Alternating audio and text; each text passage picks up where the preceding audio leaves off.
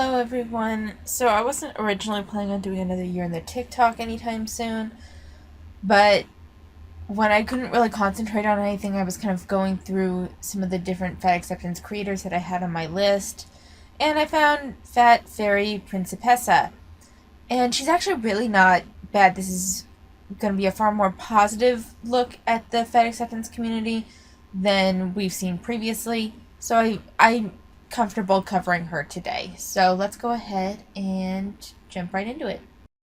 Hey, so I've been kind of at a loss for dating content to post recently, but I came across this video by Kaylee Cresta, who is amazing. You should follow her and definitely go watch that whole video. She's talking about dating preferences and how a lot of people love to complain like, oh, well, I'm not allowed to have a preference. And really just sort of like flips that question on its head because, and I've said this before too, that, having a dating preference is stating what you do like, not what you don't like. And there are so many straight men on the internet who for some reason feel the need to make content degrading the people that they don't find attractive. So what she says in this clip that I chose to pull from her video is that, she doesn't go around shaming her friends if they have shorter husbands. And why would she? That it doesn't make any sense. But it made me think of the phrase that I heard so often growing up, which was, fat girls are like mopeds, fun to ride, but don't let your friends catch you doing it.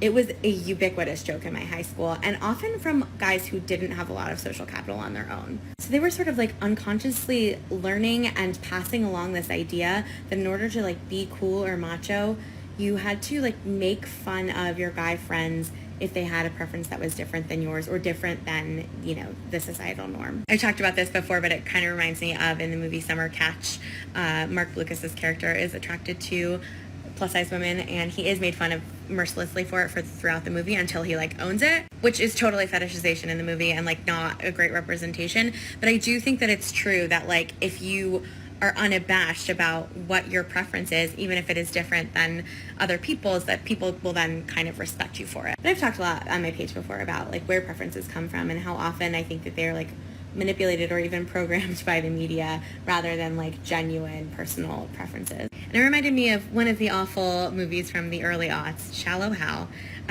And the scene after he gets re-brainwashed or, unbrainwashed, depending on how you look at it, and sees Rosemary for who she really is. And when he's trying to explain the situation to his friend, he asks him, who is the love of your life or something? And his friend says Wonder Woman, which is stupid. But he says, would it matter to you if the rest of the world didn't find her attractive? And his friend says, no, because I'd know they'd be wrong. And that scene is such bullshit. Particularly for these two guys, because the sort of premise of the movie is that they don't have a lot of social capital on their own, so they're always going after these super hot women. It is extremely important to them that other people find their partner attractive. So to be honest, I don't completely understand how that translates to men on the internet feeling the need to publicly advertise no fatties. But I think it does come back to social status and the gendered ways that we are taught and conditioned to seek that status. So yeah, long story short, I said this before, but your preference is what you do like. In order to express a preference, you do not have to shame or degrade people who don't fall into it. So the original quote that she's stitching, she did say it, but I'm going to just repeat it real quick. It says, so I don't shame my friends for having shorter husbands. And there was a lot to kind of unpack here. But one thing I want to point out is that everything felt pretty respectful, and it wasn't about accusing anyone. This is her perspective on how preferences are formed, and she references some movies and had some differing opinions, definitely, than I would say, because I've actually seen Shallow Hal. In bits and pieces. I don't think I've ever seen the whole thing, but Jack Black, I think, wasn't it Jack Black? This goes to show how long it's been. But I remember liking the movie, but that's just a difference in taste. There was no accusations here. There was no accusatory tone. There was no you need to unpack. This was her giving her opinion on how preferences are formed and how preferences should be categorized. She doesn't think that it should be based on exclusionary criteria, but rather inclusionary criteria. And my only question for her is, if someone said, I prefer thin women, would that bother her? That's just my only question, because someone can say this, it's about what you do find attractive, not not about what you don't find attractive. I kind of disagree with that, but it's not terribly relevant to the overall point. I think we can both agree that you can state your preferences without being rude or cruel to someone that doesn't fit into those preferences, because I agree with that. The shallow hell thing, talking about the social capital and how these guys are like, well, she thought it was bullshit because they were all about finding women that would raise their social capital. And the only thing I just want to like touch on to say is that the difference is at least with the friend Wonder Woman. He loved Wonder Woman. That was his ideal. It was an ideal that was inachievable for him, so he's substituting it with the I think what was in his mind the next best thing, which is these super hot women to raise his social capital. But if Wonder Woman wasn't as pretty or as hot as those women, I think it wouldn't matter as much to him because that was his ideal, that was his fantasy. So I think there's a little bit there to talk about, but mostly what I wanted to show was that we've seen other fat acceptance creators talk about preference, and they always do it in this kind of accusatory tone, and I felt like she explained herself pretty well without demonizing and without being accusatory towards other people. Yeah, it totally is a minefield, so let's talk about it. There's a lot of nuance to this topic, so I'm certain that I'm going to need more than one video to touch on everything. So the comment says, how do we navigate preference versus fetishization? I can't speak Chinglish. Alright. You guys know what I'm saying? It's such a minefield and I'm lost. I'm a plus size woman, by the way. That I want to touch on. Maybe I'll make it a series, I don't know. But what I want to start by saying is that only you can define whether or not the way that someone treats you is acceptable. Some people are looking for different things out of romantic and sexual relationships, and that's okay. And I'm certainly not here to kink shame anybody or make anyone feel bad about something that they're into. I really just want us all to learn how to advocate for being treated the way that we want to be treated. And speaking as a single woman in her 30s who is ultimately interested in a long-term committed monogamous relationship, fetishization and, being interested in me only for my body is not acceptable to me. When I talked about fetishization in the video that this comment is on, I was referencing the character that Mark Lucas plays in Summer Catch, the movie with Freddie Prinze Jr. and Jessica Biel. I might need to find a YouTube clip to share on here eventually because as a teenager who felt fat, it felt like it was really groundbreaking for me at the time. And then looking back on it, I realized that he reduces these women to just their bodies. And thin women are also fetishized all the time, and sometimes it's even more insidious because it's such the norm that they don't get to really see that, actually this person's only into you for your body. So in a way, we have an advantage. I'll say, as usual, I'm not an expert in anything, not a sex therapist. I have no, training in this area, in psychology, any of that, but I do have personal experience, and that's what I'm going to share from. And I will say that I have experienced genuine preference, fetishization, and just appreciation, all of those different kind of facets of being attracted to plus size women. And without getting into the gory details, I am going to share a little bit about each one and how they made me feel and where I was with myself and my body at the time that I experienced them. So yeah, this is gonna have to be a series. So maybe I'll leave that here and I'll do a video on the appreciation, the preference, and the fetishization separately. Just talking through the outline here. So I guess consider this your table of contents for my fetishization series.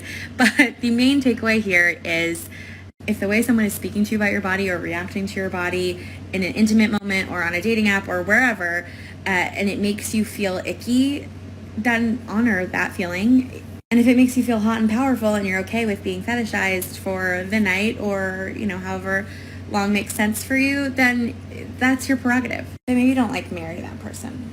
Okay, love you. Talk to you soon. Bye. So again, I felt like she explained herself pretty well. I don't actually have a whole lot to comment on this. I just think that it's refreshing to see someone who is very much in the fat acceptance realm present their ideas in a way that seems very constructive to an overall argument and an overall discussion. I actually don't have a whole lot to comment on it, although I was a little confused on her point of fetishization, in that at first it seemed more like she was coming at it from a subjective angle. It kind of depends on your preference. It depends on how you feel about your body.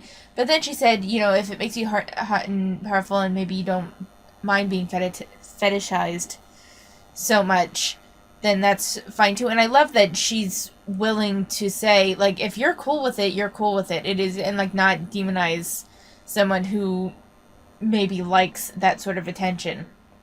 But I didn't fully understand the difference she was making between preference and fetishization. Ugh, I cannot speak today. But I'm hoping, she said she's going to make more TikToks. We'll see as we go through and see if maybe we can parse out her idea a little bit further. But again, a lot of this video is going to be me bringing attention to the fact that she was calm and respectful and not accusatory and not putting thought crimes on people like we've seen other fat acceptance people do. And even in this, she's talking about preference versus fetishization versus appreciation. And she even put a disclaimer of how she's like not a psychologist or whatever it was that she said she wasn't. Like, she is hitting all of the marks for a productive discussion on the fat acceptance ideals. I have a lot of respect for her.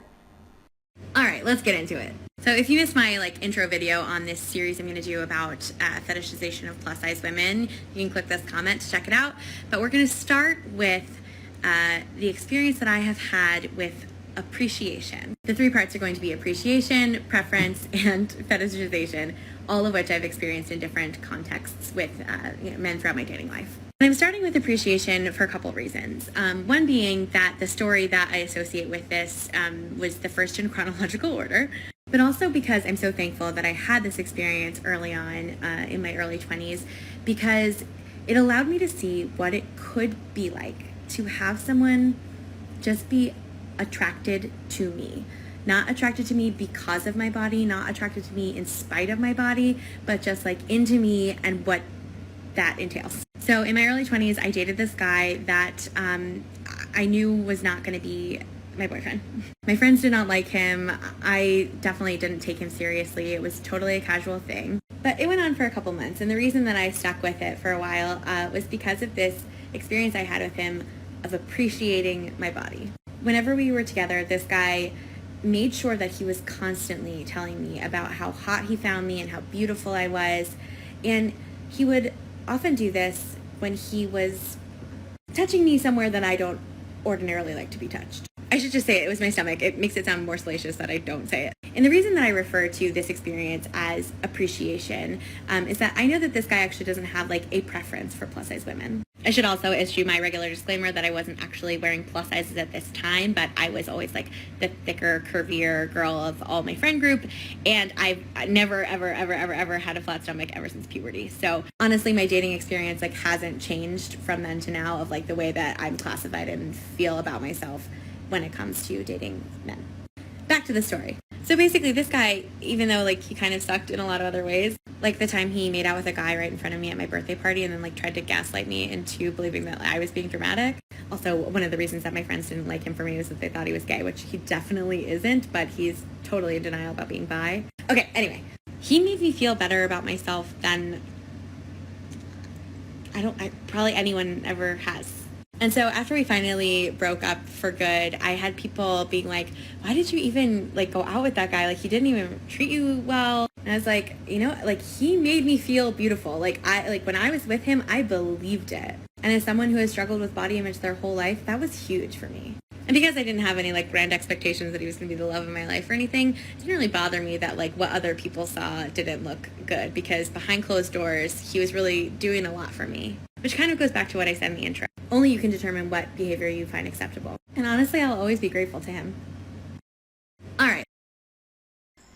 Okay, so I don't have a whole lot to comment on with this. I don't really understand the whole "you're so hot while touching your stomach" to me does seem a little fetishy, but I wasn't there and I didn't see the full context of the situation, so perhaps that's what that, but her recounting of it to me seems a little fetishy. she said it was her experience and about what behavior she found acceptable. But this is an interesting conversation that I wish I could see from more of the fat acceptance people. I mean, there are plenty of fat acceptance creators that do talk about fetishization, that talk about versus preference versus appreciation and all of those things. But it always seems to come down to like accusing people in this very accusatory, thought crimey sort of way, rather than at least evidence like she's putting out there of personal experience. There isn't.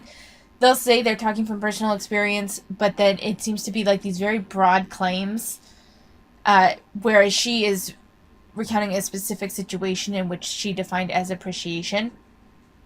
So it's an interesting talking point. It's an interesting concept that I would like to see explored more, similar in the way that she's exploring it, in that, okay, let's see if there's commonality in specific instances that made you feel a certain way about your body, or that made you feel a certain way about how a person was treating you, that you can define as either appreciation, fetishization, or preference.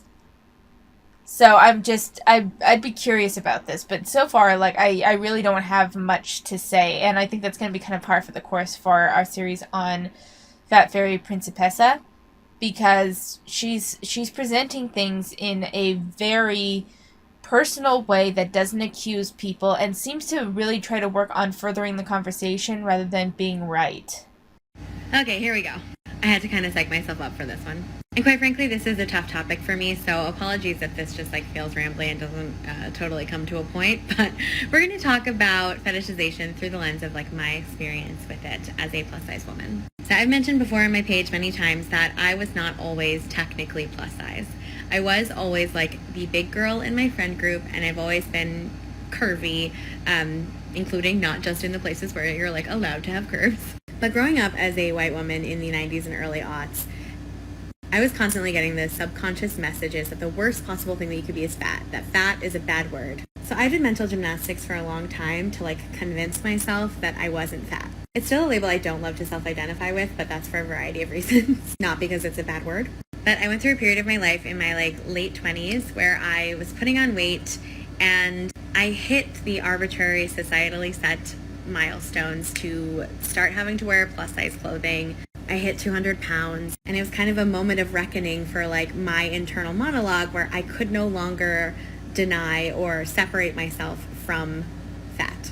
And as you might imagine, it did a real number on my self-esteem. I deleted all of my dating apps because I couldn't bring myself to update my pictures to ones that accurately represented me. I had a closet full of clothes that didn't fit me anymore, and I was struggling to find new places to shop. And I just felt like totally disgusting and a failure and completely unworthy of love.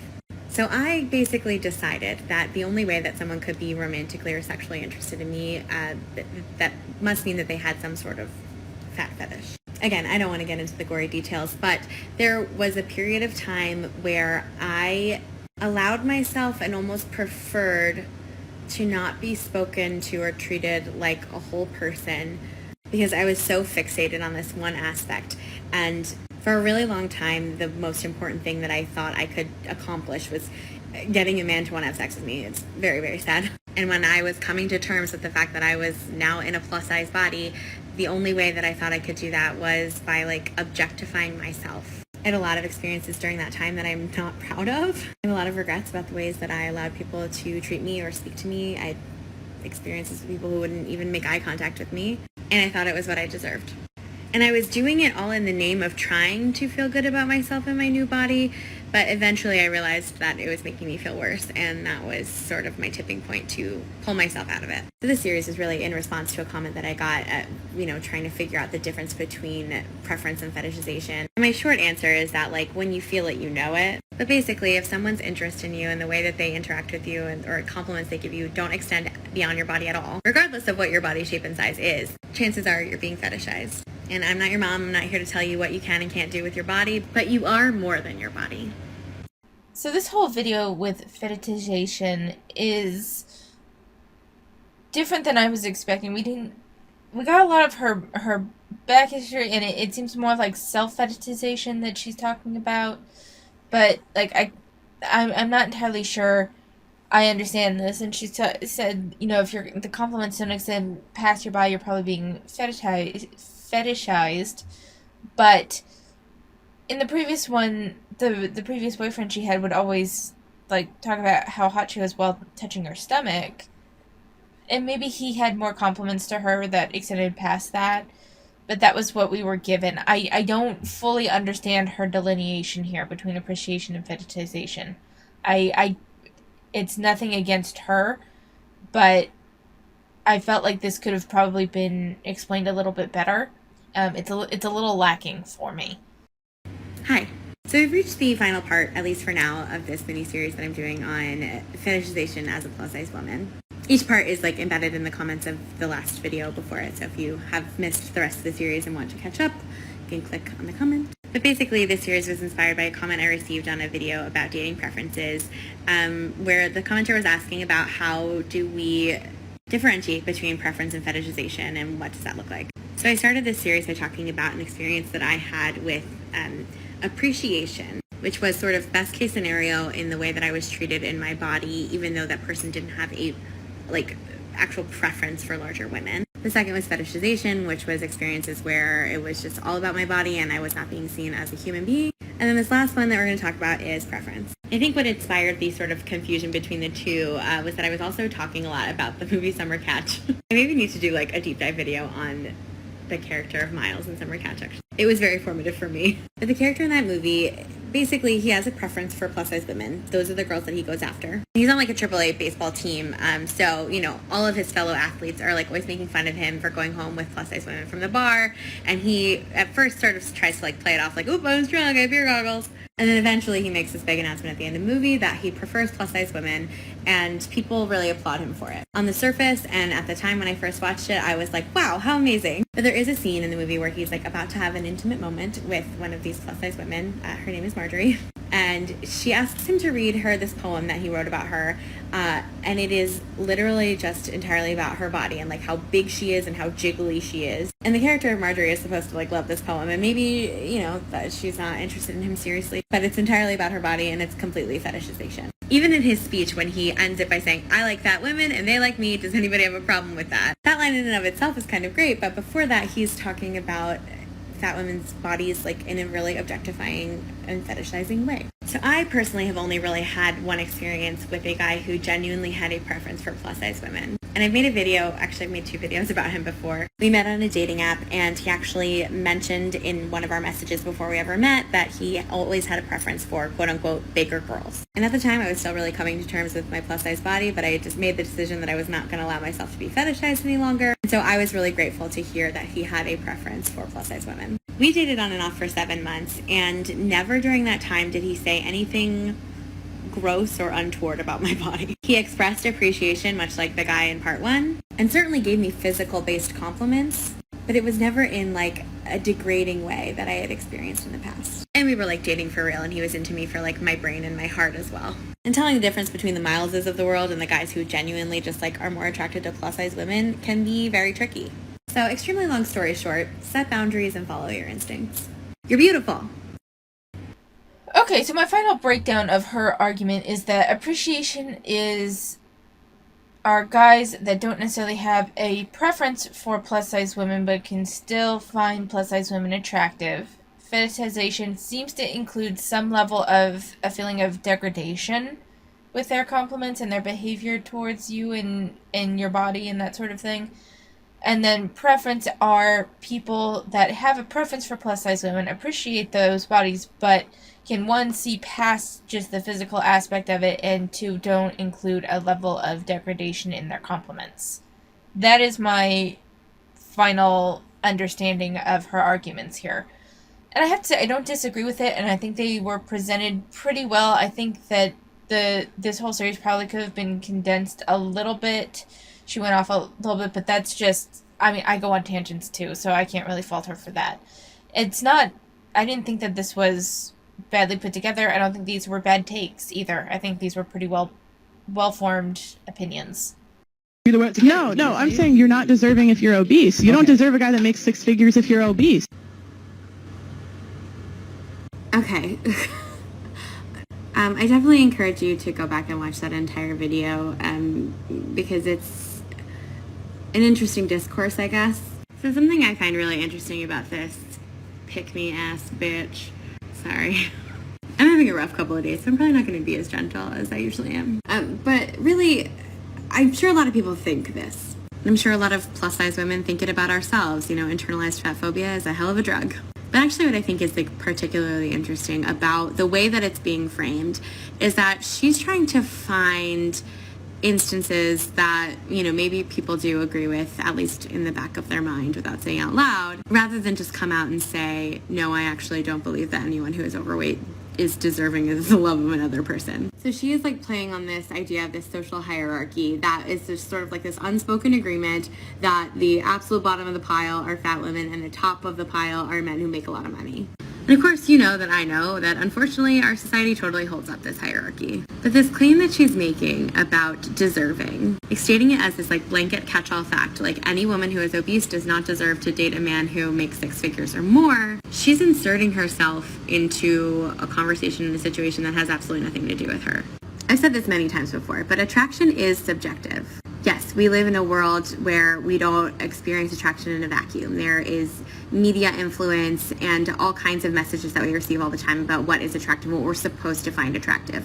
But that doesn't mean that it's true. There are some men that, based on their position in the social hierarchy, you think shouldn't be attracted to fat women, and yet they are. And it is up to them to decide who they believe deserves to date them and who they believe they deserve to date. And because of white patriarchy, a lot of women feel this insane competition with one another. We're encouraged from a very young age to compare ourselves to one another, and specifically within the context of our ability to get a man. So for this woman, I believe her name is Pearl, which is really just rich. It seems personally offensive to her, the idea that a quote-unquote high-value man could potentially choose someone that she deems of lower value than herself for a romantic partner. I don't know if this person is single, married, whatever, but I'd be willing to bet that at one time in her life there was someone that she was interested in who chose a fat person over her. Because otherwise, like, what's it to you? Like, literally, how does it affect you if a man that you deem high value is dating a woman that you deem low value? Unless you believe that romance and attraction is a zero-sum game and she's somehow taking some man that you deserve away from you. So just a friendly reminder that no matter what you look like, you are deserving of love and respect. And you definitely don't need to heed the opinion of someone who is clearly a very sad, broken individual. So we learned a little bit about just Pearl before. I still haven't done a deep dive into. I don't have the mental capacity to cover her right now. But I actually thought that this was a pretty well formed, and even when she's kind of taking a shot at Pearl, she's not doing so. She's doing so given context that is given about Pearl herself, in that it doesn't make sense that she would be so bothered by, like was referred to as a high value man, whatever, being interested in a plus size woman. And it does, a lot of you have told me that Pearl very much is a pick-me. Generally, like, even for her not being gentle, this was still not nearly as venomous as we've seen from the fat acceptance community. And she could have, with this very inflammatory remark that Pearl makes. But even for her not being gentle and not, like, this is not her kind self, it's interesting to see that she still focuses more on the analysis and the message that it's sending rather than personal attacks. I mean, there is a little bit of personal attack in there, but it's not only personal attack. She is elevating the argument a little bit to talk about the general society and how we view romantic relationships in a social ecosystem. So, I mean, I thought it was pretty well put together. This is a little outside of my knowledge in general as someone who doesn't date. So I don't have a huge opinion on this, but I thought that her argument was pretty well put together. That's not the person's problem, okay? It's the airline's problem. As always, I encourage you to go check out that entire video. It is a stitch of the video that has been circulating around on Body Positive TikTok from some person who expressed anxiety on an airplane about possibly having to sit next to a fat person. And I've been seeing a lot of discourse lately on this app about, the size of airline seats and policies for customers of size. And I didn't really think I had much to add to the conversation because I've mentioned before, I come from a place of privilege. I'm on the smaller end of the plus size or fat spectrum, and so I've never had the issue of not fitting comfortably into an airline seat, having to use a seatbelt extender, etc. So while I can acknowledge that airline seats, especially in coach, are generally too small to really relax in, I didn't want to speak over anyone whose experience was much worse than my own. I just flew out to the Midwest last week for my best friend's baby shower. It was a relatively short flight, so my flight out there was on quite a small aircraft. And when the flight attendants came around to do beverage service, I went to open my tray table to put the cup in that little divot that's on the tray, and it hit my stomach and could not extend fully. I've never experienced that before in my life. And I've been this size for a while. Furthermore, I noticed that there was quite a thin man sitting across the aisle from me, and when he opened his tray table, the edge of the tray table was flush against his stomach, so it was touching him. And he was by no means a person of size. Additionally, the girl that was sitting next to me in the window seat was quite tall, and because there was such a lack of space between myself and the seat in front of me, so much so that I couldn't even put down my tray table, she did not have anywhere near enough leg room, so she kept having to sort of shift her knees from side to side in order to get even remotely comfortable. And so her knees quite often came over the line from her seat into my area and didn't bother me. In the video that I'm stitching, the creator goes on to say that if you have a problem being in close proximity with other people or that you might have to touch them, maybe public transit is not really for you. Because an airplane is close quarters. It doesn't really matter whether or not the person next to you is fat or tall or whatever. They might bump into you. They might have to squeak past you to go to the bathroom.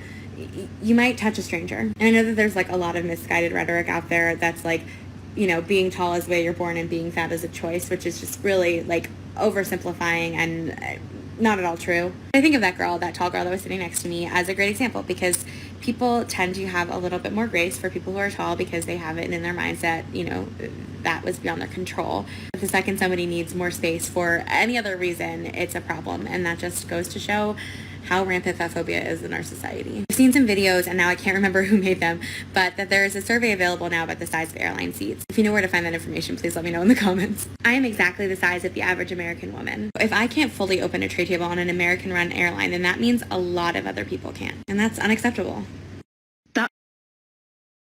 So I actually felt like her argument, for the most part, was pretty sound in that she hasn't had issues with the tray coming down all the way for years now. She says she's the same size that she's been for a while. I'm not convinced that she hasn't gained weight or anything, maybe at the time of this flight, maybe because our weight does fluctuate.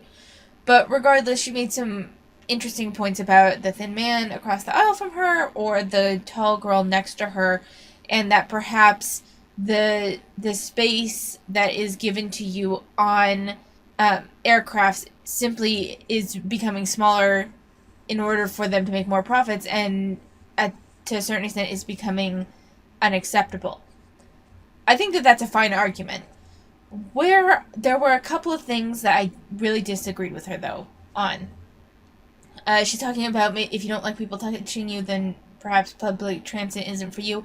I would say that there's a pretty big difference between someone who's a bit overweight like her, where maybe your arms touch, or someone who's exceptionally tall, in which maybe their legs end up coming into your space a little bit, versus someone who is morbidly obese. Because I've sat beside both types of people on the bus. Granted, this was on the bus. And I've sat beside people that were really tall, and you just ended up touching the side of them a little bit. It's with their legs, because they just don't have enough room. I've been around people that were a little bit overweight, maybe just a little bit bigger than myself, and our arms would touch, but it wasn't a big deal. And then I've been beside someone that was, let's see, well, I think a fair estimate for that person was around 300 pounds. And they were significantly bigger, that I felt wedged between them and the side of the bus. Now, I was so tired at the time, I really didn't give a fuck. But if I'm on a flight and Like, it's not my everyday routine and stuff. No, I'm going to notice that a lot more, and I'm going to be bothered by it a lot more. I think there's a difference in the level of inconvenience and within each other's personal space that happens with average sized people, slightly overweight people, and then the morbidly obese. There is a difference there. And I think it's perfectly reasonable for someone to not want to sit next to someone who is morbidly obese, because if it's already a small space, then the morbidly obese person is spilling out of that a lot to a significant degree and going into another person's space. I think that that's reasonable to be bothered about.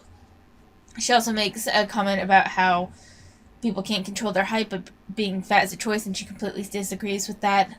I don't. I understand the nuance that kind of has to happen in that there is I don't think the American society, at the very least, is very conducive to a healthy lifestyle. I don't think it's conducive to smarter choices and healthier actions that would facilitate a healthy weight. But it is still a matter of choices. I think in the argument of being fat is a choice, what I don't think that a lot of the fat acceptance people talk about is that we're not saying that you personally have decided to be morbidly obese.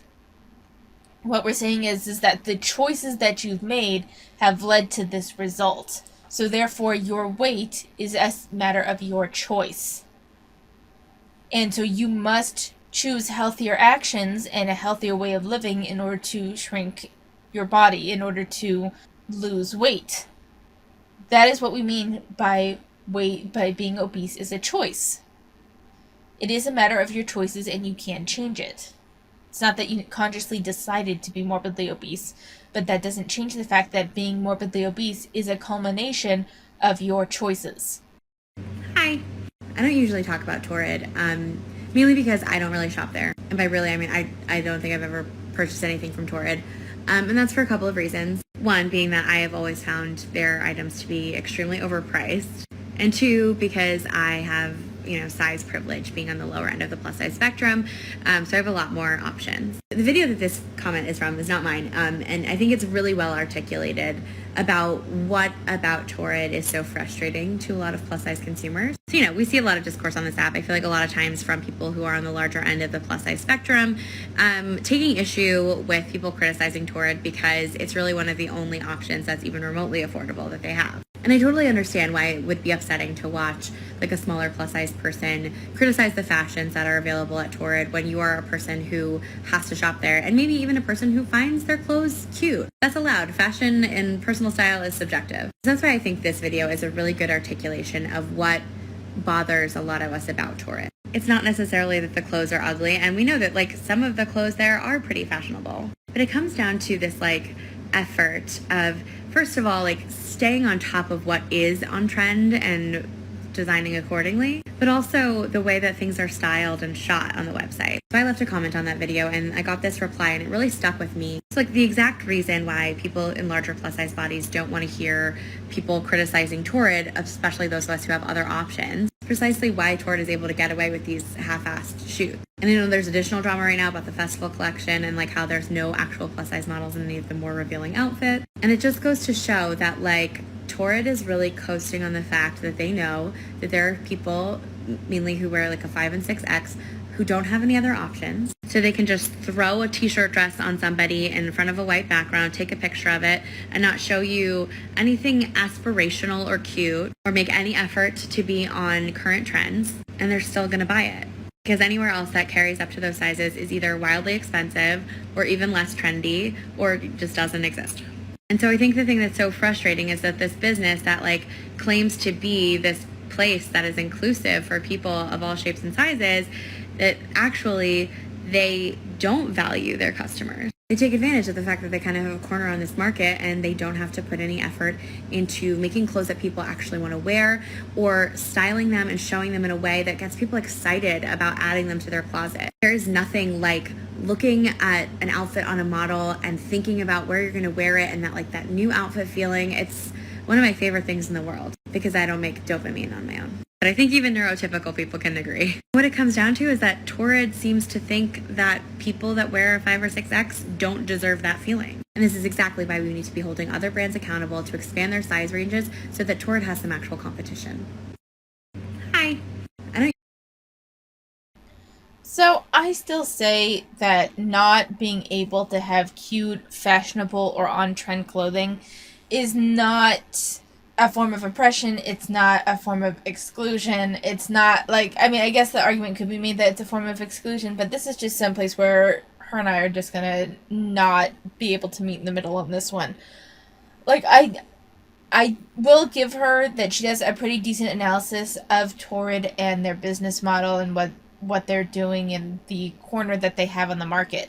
That being said, I think if someone is a 5 or 6X, they have a lot more concerning issues for them than whether Torrid makes on-trend clothing for them.